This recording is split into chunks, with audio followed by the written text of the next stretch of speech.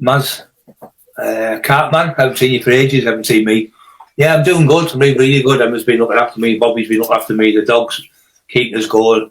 Been doing, like I say, 2 days training, 1 day off, 1 day training, 2 days off, things like that. So occupied my mind, keep myself right.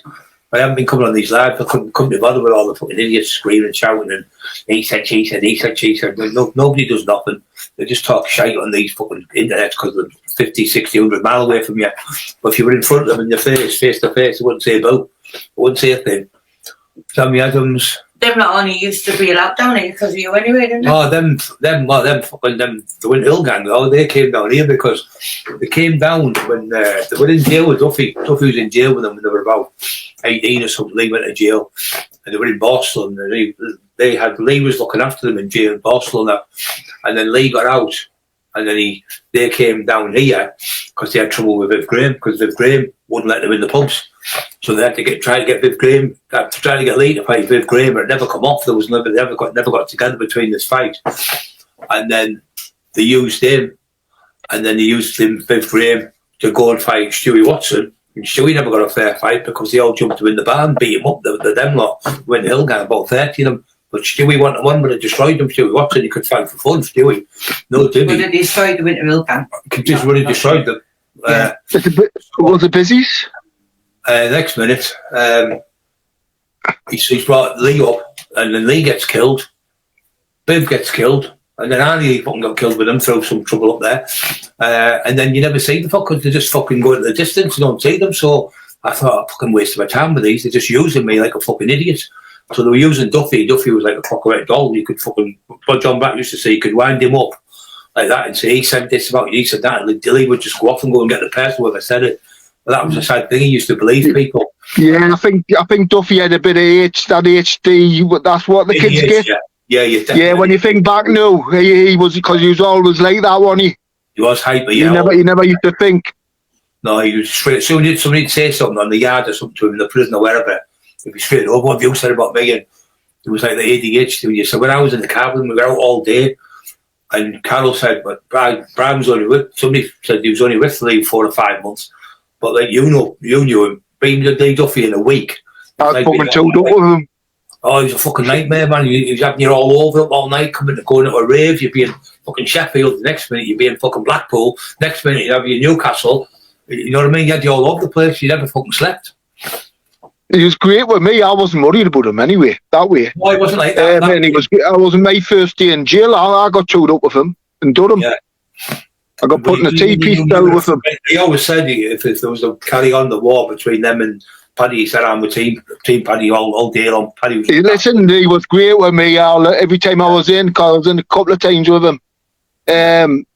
But I was chewed up with him, and as you know, when you're chewed up with someone, yeah, you get to know. And they're locked up in a little room for months on end, you get to know each other, didn't you? You do, yeah. But he's great with me, but you know, everyone else, all the young'uns, and I was just new to the jail, me, Brian, because I always fought for years afterwards. Why didn't I fucking stop him? He was a terrible bully with the young'uns. He used to terrorise them. The more the fear that was in them, and the happier he was, I thought he was wicked. Statistically. When I grew older and realised, but that was my first time in jail, and he was looking after me, and I remember thinking back on how he was with everybody else, Yeah. I thought, I wouldn't put up with that, like, if I'd been older, you know what I mean? I didn't mean put up with people like that in the fucking jail. Me, I didn't. No, I didn't. But Russians on all the cunts. Best person to run in, if somebody was like 3 or 4 people on the one lad, I'd say, fucking leave him alone, and I'll fucking set about you 3 in a minute, and then they'd fuck off. I don't like that bullying shit myself, same as you. I hate it.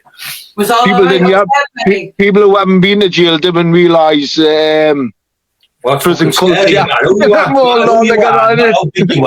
It's the unknown, because you haven't been. You've heard all the stories, and you're going in there because you haven't been. The unknown, it's in your head. You go, what's going to go on here? You might get stabbed. You might get this. So, but once you get in, you get into the. You get into it, whatever. you've got to make sure you've got no fear whatsoever, because they can smell fear on anyone. And prisoners, no, the ones who've been in prison for years. I treat I, and if they do, they'll take it. If they do, they'll take all your wages off you and everything you've got. All the money off you. The mum's coming up. Oh, they're like predators. They are. I know. I didn't stand for that though. I'm not on any wing I've ever been on. Never stood for it. I never stood for it myself. Anna's in there. Who? Anna Conley. Hi, Anna. Hiya, Anna. What were you going to say? What was I going to say? How was it outside, Paddy, please?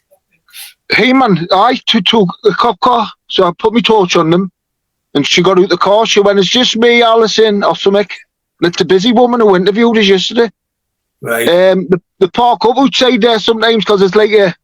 Anyway, she says we just had a 999 call for somewhere near. Yeah, we're just in the area. I said, "So you didn't want me?" She went, "No." She only got out the car because I shone my torch on them. Yeah. The dog was barking. But they just pulled up at the side of the road. Them fucking dogs, them Alsatians, are fucking great. He's a so anyway, wolf. Yeah. Oh, hey man, he's so intelligent. He comes and tells us that there's somebody out there. We haven't trained him to go for people. We haven't trained him around, but as soon as he sees a wrong one, you can hear him. But we won't go for kids. He won't go for. But when somebody looks with carrying something in their hand or coming to the door, That's terrible. People. He's like, woo, woo, woo, like fucking you. You can hear him all over the fucking estate. He's fucking protective. They're protective of the people who look after them. Yeah. Them have to train them. It's in them. The mum and dad, like the mum and dad, the adult mum and dad, like the human one. They will fight anything and they won't give in. It's like having a hellhound on you, fucking hellhound on you. With they won't give up because they just keep coming for you. I've got to keep mine locked up at all times because he's a gun to everybody, any stranger, especially stranger.